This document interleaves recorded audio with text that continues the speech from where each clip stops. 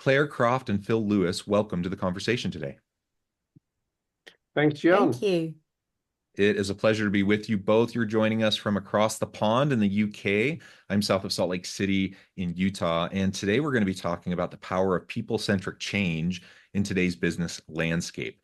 This is a topic I love and I could talk about all day long. I think you could say the same. So today it's going to be really fun to unpack a little bit of this. I suspect we're only going to be able to scratch the surface in our half hour together today, but we'll try to do this some justice and have a fun conversation. As we get started, I wanted to share their bio with everybody. In the realm of business transformation, Corporate Punk stands apart. Co-founded by Phil and Claire, this dynamic duo brings a refreshing approach to organizational evolution. Claire, an advocate for unlocking human potential, believes that true success emerges when each individual's talents are harnessed and magnified. Her strategic acumen and business-minded focus breathe life into her clients' visions. Phil, on the other hand, dismantles the myth that emotions and creativity have no place in business. He champions the power of people in building and rebuilding enterprises. Through Corporate Punk, they embed humanity into the core corporate giants, introducing a new operating system that aligns ideas, energy, and direction. I love everything about that. That is such a really cool way of framing up your organization, Corporate Punks. Great to be with you both. Anything you'd like to share by way of your background, personal context, or your company's background before we dive on in?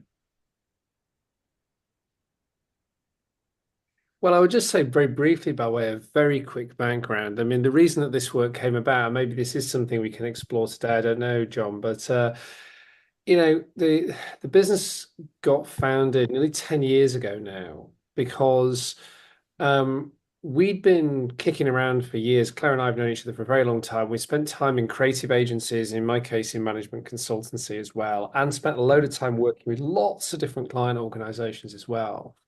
And it sort of seemed like, it certainly seemed to me anyway, like I was surrounded by all of these people with all of this talent and good ideas and hard work, ability to work hard, I should say, and passion and commitment and all that sort of stuff. And I truly believe nobody gets out of bed in the morning to do a bad job. Everybody wants a nice day. Everybody wants to go and feel like they're making a contribution. And yet we seem to be uniquely good as human beings at building businesses that kind of trample all of that down rather than allowing it to fully flourish. And our central hypothesis as a duo and as a business, I think, has always been a business isn't broken. Like most consulting works off a paradigm, which is your business is broken. Welcome, I am the consultant, or we're the consultants, we're going to come and fix you. Our business doesn't work that way at all. Our business says you have got everything you need already to be able to prosper, all the talent, all the energy, all the good ideas, all the passion, all the commitment, all the rest of it. You're just getting in your own and each other's way. And what we need to do is work out and help you work out how you're getting in your own and each other's way. And if we can raise consciousness around that and help you build ways of thinking and ways of working that stop that happening, then business results will go on to flourish. And what we've seen over the last 10 years is we have seen extraordinary commercial results. I mean, with a client earlier on last week who was showing 500 to 800% smashing of their internal benchmarks just as a result of shifting some of that stuff. So I guess if introductions aside, if we're interested in the idea of corporate punk, then the idea of corporate punk is ultimately about unlocking that natural potential which exists in every organization. That is really cool. Claire, anything you want to add to that? No, Phil nailed that one. Well, yeah, very good. As you're explaining that, in my mind, it just reminds me of a deficit versus an asset-based approach to how we go about change. So, from a community-based, social impact framework, we talk about that all the time. So I do a lot of work in that space, and we go into like community development, community building, and taking a deficit approach is exactly what's wrong with a lot of community building and community change. And it's what well-meaning people have done since the beginning of time. You go in with a white savior complex, you go in, you try to fix everything, thinking you have all the answers, right? And you're exactly right. That's what consultants have always done. You go in thinking you have all the answers, you're going to go in, you're going to fix everything because you're the expert, you have the models, you're going to go in, you're going to fix everything. And the reality is, like you just said, organizations, they're not perfect. Nobody's perfect. No organization's perfect. No system's perfect, of course. But you have lived experience within that organization. You have people who are well-meaning, who get up in the morning wanting to do a good job. You have the pieces, you have the intention, you have the values. Now it's just a matter of helping people learn how to function and to get out of their own way and to put the pieces together, right? So it's a strengths based, it's a asset based approach. It's a totally different mindset of approaching change, right? And I think it's a much more powerful mindset. So I really appreciate that that's the approach that you take. Yeah, I mean, for us, there's a supreme arrogance to thinking you can fix it. Because the complexity of the context in which a lot of organizational change is trying to happen, like no one person knows the answer. Yeah. The job is to create an environment where an answer can be explored with honesty, with openness, with optimism, actually. In a lot of our work, we see overwhelm is quite present. So Yeah. Whilst people may like the idea of being rescued, deep down they know that there's no one person who knows the answers to these big, challenging questions that they're trying to work through. So for us, it's not only the right thing, but it's the very honest thing to go in and say, our job is not to fix you. Our job is not to give you the answer.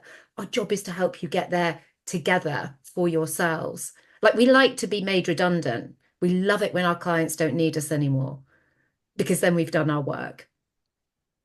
Yeah, it is the honest thing. I also appreciate that's how you frame it up. Because I'm a university professor. That's my number one gig. I do consulting work as well, things like this podcast on the side. But my number one gig, I'm a full-time university professor. I teach organizational development, change management to my students. This is like the number one thing I teach them is you do not go into an organization with a white savior complex thinking you're going to go in with all the answers and just fix everything for them. You do not go in with all the answers. You go in with questions. You go in curious, and you don't go in with all the answers, and you don't go in with some magic box, like some magic formula to you're just going to change everything. If complex problems had easy answers, then they would be fixed, right? Like the most challenging complex issues wouldn't be pervasive if they were easy to fix. And yet we have a whole world of consultants out there that go around with their little models thinking, oh, just plug me in. I'm going to insert my little model here and I'm going to magically fix you. And that's so ridiculous. You're right. You use the word arrogant. It is so incredibly arrogant to think that you're going to come in with your off the shelf, like prepackaged model with your trademark model and all of a sudden just come in and magically fix this multi-year, multi-decade challenge that this organization has been dealing with. It's absurd, frankly, right? What's interesting about it, the fact that that is the basis on which so much of the industry works, right? So much of the consulting industry works that way. And indeed, there's a lot of clients who effectively commission work off that basis, or on that basis as well. And you can get into all sorts of reasons why that's the case, but I think it's worth instead kind of dwelling on what the opposite is, right? So the opposite to as Claire was saying, the opposite to having the answers is something like enabling the answers to be found, or at least knowing where to start looking for them. The opposite to the white savior complex is something like deep empathic work where we'll come and sit with you in the mess and help you figure it out for yourself. And it's about doing that kind of human stuff, and for us, I mean, we were putting together a paper last week for a client, And one of the things that this paper called on us to do was to sort of pull a couple of testimonials in, and it was really interesting rereading a testimonial from a client from a few years ago, because she started off with, this kind of work isn't always easy. You've got to really be prepared to look at the root causes of your problems. But what was so lovely about where it went, and I found it really nice to kind of reconnect with it, was this idea that actually in doing that level of work, in understanding that in a deeper sense, like what those underlying emotional, psychological, sort of group dynamic related, structural, systemic causes of the issues were, she'd actually found a tremendous sense of liberation, a tremendous sense of uplift in that. So Mm. although the work itself isn't always easy, the white savior sort of complex, as you talk about it, is fundamentally unsatisfying, I think, in the end. It Mm. doesn't produce good results, but it doesn't actually produce human breakthroughs either a lot of the time. Whereas this stuff can be a little bit less appealing on the surface, but good heavens, it can unlock some wonderful things in terms of how people work together, how they relate to one another, and how they feel about themselves and their work. And if the spirit of punk isn't anything, it's that. It's about the unlocking of natural talent and natural energy and all that sort of stuff. So I think it's interesting to think about those opposites of not having the answers, because it can feel like the opposite to, sorry, the opposite to having the answers. It can feel like the opposite is not having the answers. It's actually not. It's about a deeply rewarding search. Mm. Yeah, yeah. Well, and as I framed at the beginning of this episode, your approach is the power of people-centric change. Um, I think that's kind of like as you were saying, what's the opposite, right? And Mm. I think that's the opposite, the power of people-centric change. So it's not model-driven change, right? It's not going in with the answers. It's not answered, it's not off-the-shelf model change. It's not off-the-shelf answer-driven change, white savior complex-driven change. Mm. It's people-centric, empathy-driven change. Like you go in, Mm. you sit with people, you tap into the lived experience and the living experts within the organization. You ask the questions. You do the hard work of like actually doing um, the original research and gathering the data and actually trying to understand what's actually going on within the Mm. organization, because no two organizations are the same, despite how they might look on the surface. And ultimately, that people centric approach will will yield much better results. So like at the beginning, when you talked about, 5 to 8x kind of results for that client organization, I mean, that's amazing. And I suppose you're not always going to see that, but you're going to see positive results within organizations when they start to recognize and see their own humanity, and they start to recognize and tap into their own um, people potential. Mm. And the models of a lot of businesses today, they simply, again, to both of your points earlier, they tend to get in their own way, because the way businesses traditionally have been set up to function don't necessarily fit well with the modern world of work, the modern kind of economic conditions of the world Mm. that we're in, where we need rapidly agile, rapidly flexible and transitioning types of organizations that can adapt on a dime. Yeah. I mean, you hit on a topic that is, if I was going to stand on a soapbox at any time, it would be with organizations' relationship with time.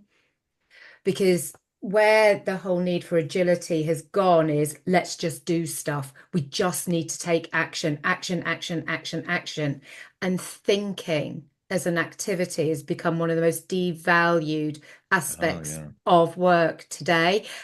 And yet, the complexity of what we are asking employees to engage with requires thought. It requires time. And whenever we start working with clients, they have this really awkward discomfort with the fact that we will spend a lot of time thinking, what is it you are actually trying to achieve. And they'll get a bit antsy with us and they'll go, why are we spending all this time on thinking? And we will always invariably at some point say to them, you feel like you've not got the time to think now, yet you'll have all the time in the world to clear up the mess that ensues from you not thinking this through for just 10 minutes, right? So a lot of our work actually is about shifting an organization's relationship with time. And, one of our mantras is go slow to go fast. The Yeah. agility comes from clarity. The agility comes from knowing what your actions are in service of. So your point is absolutely valid. And for us, the solution is in change your relationship with time. Well, part of the solution, I should emphasize. Well, Yeah. there's this overt action bias in lots of organizations, right? It's this Mm. thing around there's a brilliant British show called Yes Minister. It was made in the late 70s, I think it was. And there's this wonderful line in it where one character explains politicians' logic as he defines it. And he goes, politicians' logic is we need to do something. This is something, therefore we should do this. Hmm. And that feels like, the sort of mode of decision making that goes on in organizations. There is actually a deeper underlying issue a lot of the time, which is not just an overt action bias, but also you've got this thing which is human beings aren't terribly good at thinking systemically, right? Yeah. So what happens is we tend to be very good at sort of playing the whack-a-mole with the problem we've got in front of us, but not really understanding the relationship between that problem and the potential fix for that problem and everything else that is happening or could happen across the organization. So actually bring those things together, which is the overt desire to leap into action and a lack of systems thinking. This explains why a lot of change processes actually go all right, because people start thinking, we've got these problems, we better get something done. That looks like a sensible thing to do. Let's crack on and do that. And then before you know it, actually, you've ended up with 24 semi-competing work streams, all of which are kind of fighting one another in fundamental sense, even if only at the level of prioritization, and some of which are actually creating all sorts of unintended consequences elsewhere in the organization. But again, it's not that anybody set out to do a bad job. It's just because Yeah. we think as humans and how we relate as humans and how a lot of organizational incentives work kind of mean that's the outcome. So again, if we're talking about people-centered change, it's about how do we help an organization understand that that's its default kind of dynamic? And then to Claire's point about time, how do we get people to rethink what they're doing so actually we can be a bit more deliberate about the choices we make in the understanding it's like a hockey stick in the end and you just get a whole load of stuff moving a lot more efficiently and effectively as a result. Yeah. And you're absolutely right. I mean, we spend so much time trying to untangle and trying to clean up the messes, put out the fires that emerge because of the bad decisions we make, because of the problems that we create.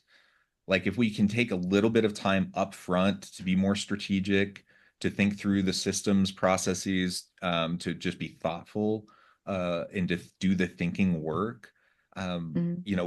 we can avoid a lot of those potential fires. We can avoid a lot of the potential unintended consequences. We can avoid a lot of the potential, unintended harms that Yeah. we later are going to have to spend countless hours Mm. having to deal with. And Yeah. it's the short term versus long term kind of perspective that, for better or for worse. I mean, in my opinion, much worse. In our society today, and in our culture, certainly in the U.S. and in the U.K. and a lot of Western countries, it's we just aren't very good at thinking more long term, and Mm. so we sacrifice, in the short term, things that if we were to put the time towards it, it's going to pay off massively in the long run, because we see short-term potential gains in efficiency, but it's going to hurt us hugely in the long run. And Mm. so, Claire, like you were saying, like spend 10 minutes, spend half an hour right now. That might save us days, weeks, months down the line, or whatever, but we're not willing to Yeah. do it because we're just either we're not sure how to free up that 10 minutes or that half hour. We're not used to trying to free up that 10 minutes or half an hour, or whatever the case may be. And so in part, we have to retrain ourselves, like individually. We have to kind of reestablish norms within our organizations to allow for it. And I don't know, thoughts on that? How do you go into organizations to try to help create room for that kind of thinking, that deep thinking work and strategy and just process for asking the questions that need to be asked? Yeah, I mean, the thing I just want to pick up on where what you were saying there around the harm it causes. It's harm to people it causes, right? Yeah, The yeah, stress that it floods into the organization, the anxiety, the fear a lot of the time. So I think, it's not just about business performance. And to us, happy, contented, energized people is business performance. Like it's yeah, not, do you choose people or do you choose business performance? One enables the other. But in terms of how we create the space in time, I mean, a lot of the time, you know, we don't get lots of calls that are sort of along the lines of, in 6 months' time, we're thinking of doing some change and we'd really like to get on the front foot of how we could right. do this brilliantly. What we tend to get are calls that are, we've been trying to do something for 2 years, we have made no progress. We are really up against it. We have got to work out a way to do this differently. Can you help?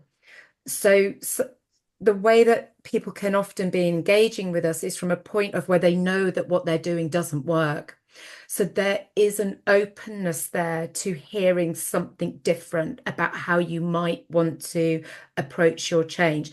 That said, that openness still then requires them to feel confident in the idea that conversation is going to lead to better outcomes. And this is where we would say it's our toolbox, right? So we completely agree with you. It's not about bring a model, it's not about bring a framework, but we have tools that create conversation that are strategic in nature, but allow in relatively short spaces of time, for example, an executive team to experience the value of collaborating together around something such as, what are we trying to achieve? Because these are conversations that they've never had, not really, because the conversations operated at the level of, we've got to hit some numbers, not what do we want and need this business to be in service of the commercial goals that we've got to achieve. So our way of working allows for them to experience the value of clarity in a relatively short space of time. We do also use data a lot in our work. Now, data is something that actually people are quite comfortable to spend time with because there's an objectivity to it and there's a certainty to it, and it allows them to gain a confidence that they can start to make different decisions off the back of it. So we have a diagnostic platform called the Change Index, which evaluates an organization's readiness for change. And when you are having a conversation that says, here's what the data is telling us, now let's talk about what is it really going to take, people lean into a conversation like that and they find themselves spending the time without really realizing they're spending the time. So it's about equipping them with ways of conversing, equipping them with insight that allows them to experience the value of taking time to think. We never go in and say, the way you're going to work with us is you're going to sit still and we're going to have a chat for a while and you're going to do some thinking, because A, that's infantilizing, and B, they'll look at us like, Yeah, what the hell are you yeah, doing? Because on some level, they think we're going to go in and tell them the answer. But of course, they're very quickly, that's disbanded as a myth for them. So it is about knowing where they're at, what they are trying to achieve, and then we will curate a series of interventions that will help them to experience the value of thinking, of which I would say, I don't know if you agree, Phil, but data can be an infinitely valuable part of. Yeah, I mean, just to add briefly, I mean, I think exactly what you said. I mean, data and sort of conversational tools, but the interesting thing that kind of underlies it, I think, goes to your point, John, a little bit, is the idea that there's a kind of resistance in organizations to working this way. It's actually not really our experience at all. There is a kind of resistance at the surface level, and there is this over action bias and everything else. But there's this thing in ancient Sanskrit about, there's no mistakes, there's only lessons, and a lesson will be repeated until it is learned. So, in other words, all of us are kind of doomed to repeat the same mistakes or the same lessons in life until we learn them. And that's true of organizations as much as it's true of individual human beings, right? So organizations tend to be in the habit of repeating the same mistake over and over and over. So when you are able to stop trying to solve the problem at the same level of thinking that caused it, when you get out of that mode of thinking, well, actually, there's going to be a simple solution here.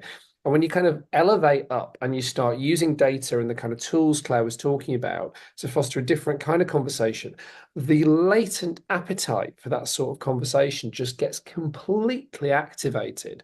And exactly what happens, what Claire was saying, it's like it can start to move really quite quickly because actually we are wired to contribute. We're wired to try and solve problems. And actually, at some level as well, most of us are a bit sick of seeing ourselves and our businesses, our teams, or whatever it is, repeat the same issues over and over and over again. So if you start showing people good quality data and good quality, ways of conversing and relating and thinking and all those sorts of things, that helps to paint the path, that helps them to feel as though there's a path out of that. And that the future can look different to the sort of doomed repetition of the past. They will run down that path quicker than you can sometimes keep up with them. And that's the great joy of the work. Yeah. Yeah. I love it. Claire and Phil, this has just been a super fun conversation. I note the time. I need to let you both go and get on with your busy days and probably get home to your loved ones and have dinner and all of that. But before we wrap things up for today, I just wanted to give you a chance to share with the audience how they can connect with you, find out more about your work, your team, and then give us the final word on the topic for today. Well, we're all over LinkedIn, so look at Corporate Punk on LinkedIn. You can also find me and Claire on there as well if you go to corporatepunk.com. And we also have a newsletter that comes out once a week called Small Change, which is basically tiny couple of paragraphs of advice around change. It gets a very, very good response from our readership of different clients and other people who are interested in change work. So you can go to corporatepunk.com, sign up for Small Change. That'll come into your inbox every Tuesday. And the last word on the topic, just to say, John, thank you certainly from me. There is no time ever spent talking about this stuff that is wasted. And I loved what you had to say as well about that kind of asset as opposed to deficit approach to this work. I've not heard that phrase before. And I will take that with me on the back of this. I think it's a lovely way of thinking about it. So thank you. Excellent. Yeah. Claire, anything you want to add? No, just thank you for spending the time with us, John. And I think the work that you're doing in educating the next generation of consultants to go in and solve with rather than to is all for the greater good. Businesses need consultants, but they need consultants who believe in the power of humanity to solve the problems it faces. So thank you for your time. Thank you both. It has been a real pleasure. I encourage the audience to reach out, to get connected, find out more about what Claire and Phil can do for you. And as always, I hope everyone can stay healthy and safe, that you can find meaning and purpose at work each and every day.